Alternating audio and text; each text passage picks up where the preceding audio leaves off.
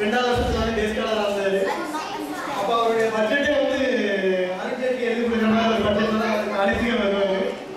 ஏன்னா பொதுவாக என்னுடைய தகப்பனாரும் சரி, நம்மளுடைய ஆசிரியர்களும் சரி, எல்லாருமே வந்து அதிகமாக சொல்றது வந்து பிரபு பற்றி தான் சொல்லுவாங்க. அவருக்கு பிஸ்னஸ் இருக்குது, அவர் லைஃப் வந்து செஞ்சுது, அவர் ஒரு ஜாலியாடி படிக்க வராரு, அவரை பார்த்து யாரும் கேட்டு போறாங்கன்னு சொல்லுவாங்க. எங்கள் அப்பா வந்து முதல்ல சொன்னது அதான், அவன் பணக்கார வீட்டு பையன், அவங்கள சேரல அப்படிங்கிற மாதிரி. ஆனால் அவருடைய பிஸ்னஸ் லைனில் அவங்க வந்து கொண்டு போய் விட்டாங்க. அதில் அவர் என்னென்ன லெவலுக்கு போகணுமோ அந்த லெவலாக தாண்டி எங்கேயோ போயிட்டாரு. அதுக்கப்புறம் அவருடைய வாழ்க்கைக்காண்டி நிறைய விஷயங்கள் அவர் பண்ணிட்டு இருக்கிறாரு.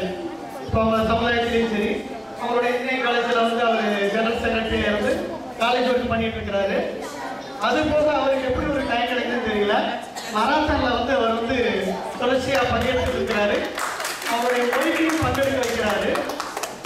அவருடைய உடம்பும் மனசும் இவ்வளோ ஃபிட்டாக இருக்கிறதுக்கு முக்கியமான ஒரு காரணம். காலேஜ் படிக்கிறப்ப அவர் இந்த அளவுக்கு பேச மாட்டார், ரொம்ப கூச்சம் இருக்கும். அவர் இந்த அளவுக்கு